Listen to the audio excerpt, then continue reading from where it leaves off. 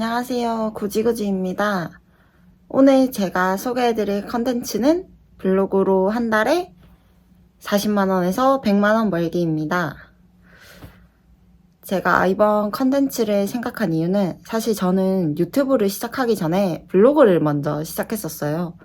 블로그를 시작한 지는 지금 한 3년 정도 넘었고 지금까지 블로그로 낸 수익이 사실 꽤 되는 것 같아서 이거를 구독자님들에게 좀 알려드릴까 해서 이렇게 영상을 찍게 되었습니다.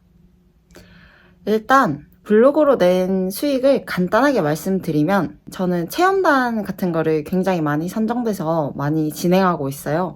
지난 여름휴가 때는 20만원 상당의 대게도 먹고 패러글라이딩도 하고 지역별로 놀러를 갔을 때 그 지역에서 밥을 공짜로 많이 먹기도 했고 그리고 사실 제가 오늘부터 제주도를 가는데 제주도에서는 10만원 상당의 스쿠버 다이빙 그리고 2인 서핑 플러스 패들보트 체험 세 번째는 10만원짜리 갈치찜 조림 정식 네 번째는 카페 이렇게 간략하게 신청해서 일단 이 네 군데를 다녀올 거거든요. 사실 이게 합치면 이번 제주도 여행만 해도 한 40만원 이상 상당이 되더라고요. 3박 4일 놀러 가는데 40만원 상당의 이득을 볼 수 있는 겁니다. 제가 블로그를 이렇게 성장할 수 있게 했던 비법들을 좀 알려드릴까 해요. 첫 번째는 일단 신생 블로그면 무조건 글을 많이 올려야 됩니다. 처음에 블로그를 개설하신 분들은 일단 글을 많이 올리는 게 제일 중요해요. 글을 많이 올리다 보면 어느 순간 조금씩 유입자가 생기고 그 유입하시는 분들로 인해서 하루에 100명을 넘는 일이 생기게 됩니다. 여기까지는 정말 꾸준한 포스팅만이 답이에요. 그리고 검색 허용 이렇게 허락하셨는지 한번 확인해 보세요.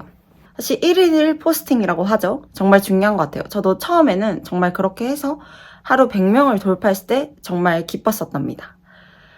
사실 저는 블로그가 어느 정도 성장을 하고 났을 때는 이때부터는 저만의 키워드로 이제 블로그를 성장시키는 것이 중요해요. 저는 회사 생활 이야기가 저의 블로그 성공에 가장 큰 역할을 했다고 생각합니다. 저는 회사를 입사하기 전 이 회사에 정말 궁금한 게 많았고 이 직무에 궁금한 게 많았고 교대 근무의 생활이 정말 궁금했는데 잘 나와 있는 곳이 없었어요. 그래서 저는 제가 직접 겪는 걸 써보기로 하고 글을 쓰게 됩니다. 처음에는 유입자 분들이 많지 않았지만 점차 늘어나게 됐고 회사 복지에 관한 글을 올렸을 때 조회수가 완전히 증가하게 됩니다. 그때부터 저는 이제는 유입이 많은 블로거가 되었어요. 그때 제가 꾸준히 했던 일은 해당 컨텐츠의 내용을 꾸준히 올리면서 다른 컨텐츠의 내용도 소홀히 하지 않았어요. 생각해보니 저는 밥집을 찾아서 가는 경우보다 숙소를 검색해서 가는 경우가 훨씬 많더라고요.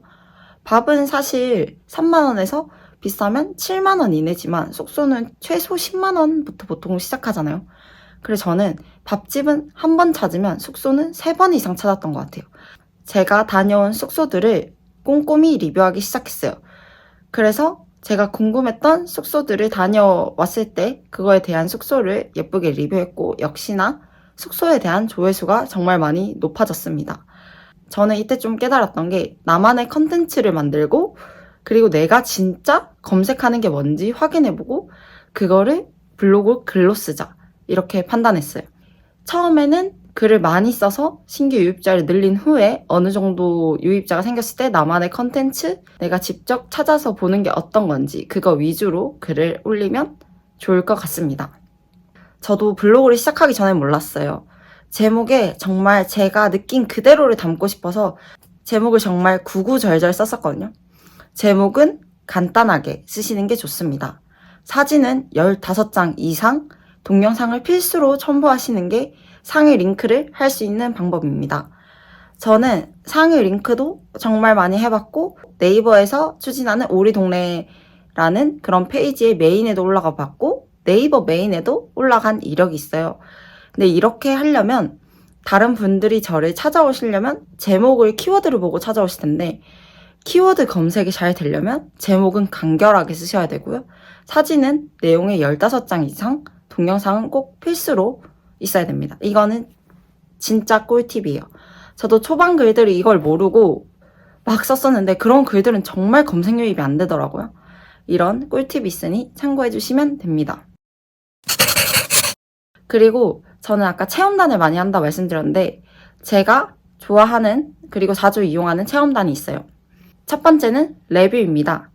레뷰는 정말 큰 블로그 체험단이에요. 그래서 사실 여기는 정말 쟁쟁한 분들도 많고 그래서 선정되기 어려운 점도 있지만 정말 큰 플랫폼이다 보니까 정말 많은 업체들이 연결돼 있어서 정말 지역별로 정말 많은 체험단을 할 수 있답니다. 레뷰에서도 등급이 정해져 있어서 열심히 활동하면 다이아몬드까지 등급을 승급하게 되면 조금 더 쉽게 블로그 체험단에 선정될 수 있습니다. 두 번째는 강남오빠 체험단입니다.